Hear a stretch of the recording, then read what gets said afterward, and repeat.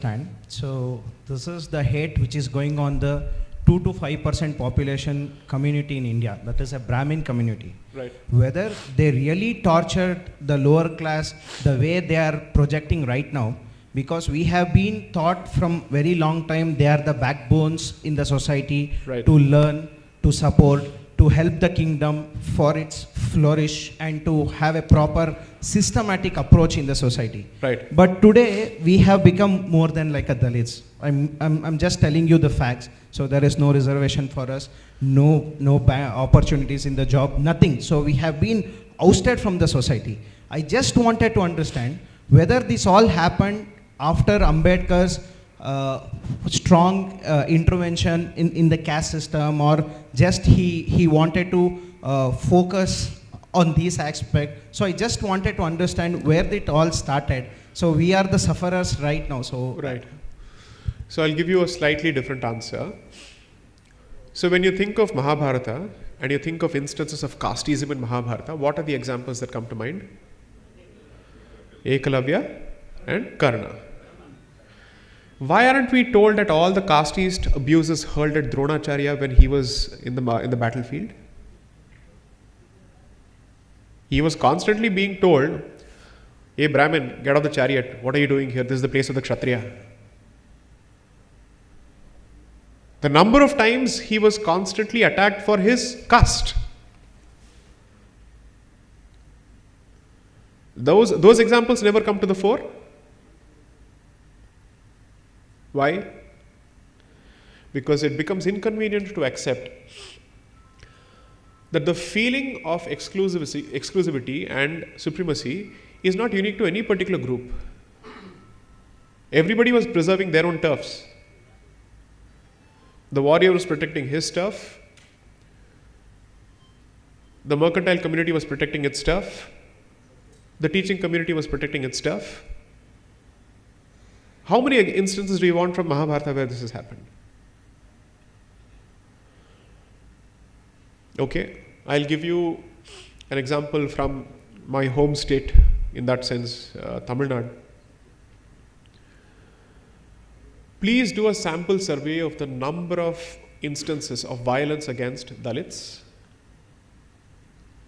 and identify the number of times a Brahmin was found setting fire to the hut of a Dalit. Find out which communities are involved in this. Please go ahead, do it. Okay?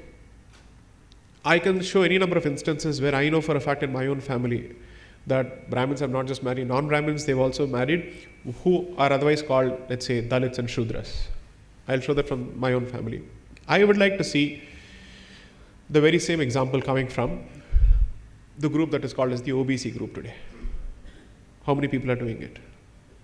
I am not in a popularity contest, so anybody can fight with me. You will not be able to beat me in an argument when it comes to facts, so go ahead. I don't care for popularity here. So my point is, you want to talk facts? Here are the facts. 3. The appropriation of this entire history by one individual is perhaps the problem with the way we understand this history today. And the valorization of one particular individual at the expense of a journey of several thousands of years is unbelievable. An individual who is not qualified from a genetics perspective, or from an archaeological perspective, or a linguistics perspective, is somehow being credited with being the repository of all that is related to the caste literature in this country. How is this possible? Would you accept a lawyer speaking on gynecology unless they have some real training to show?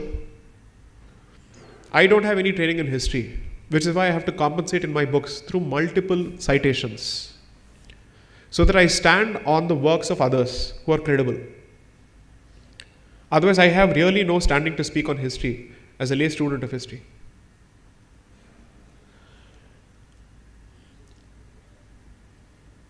As a minority, you don't have muscle. And 2, you have bought into the guilt literature heavily. And therefore, you don't find the voice within you to stand up and say, please tell me how long am I going to be saddled with this literature? Where is the cutoff point for this? And how long are others going to benefit at the expense of my bashing? These are some real hard questions to ask. But here's what I would say.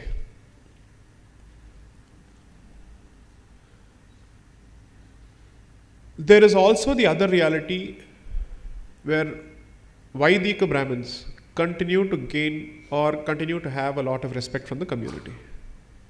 Relatively, which, let's say, from those segments of the community who are free from the politicization of this issue and who understand the value that comes with that kind of training, who understand what it takes to be a practicing Brahmin, so to speak. But the fact is that number is shrinking constantly.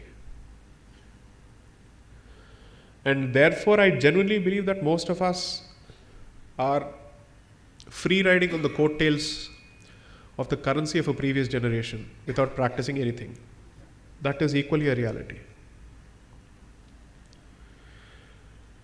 If you think of the Brahmin community as the missionary arm of the Hindu society, and there is a sword arm separately, the missionary arm has stopped taking its role seriously.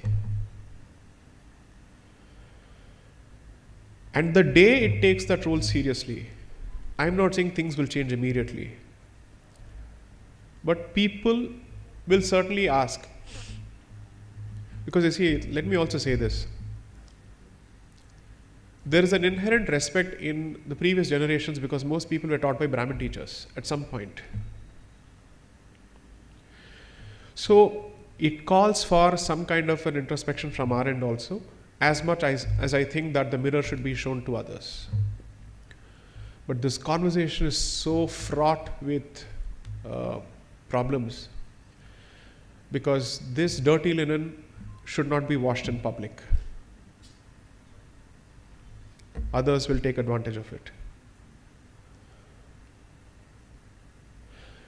So it's no more a conversation between members of the same family. There's an outsider constantly waiting to see how can I poach one member of the family. So I think it's not an easy question to answer.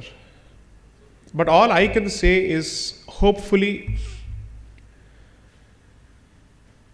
our own conduct and our own commitment to our identity is perhaps the beginning of the movement towards an answer.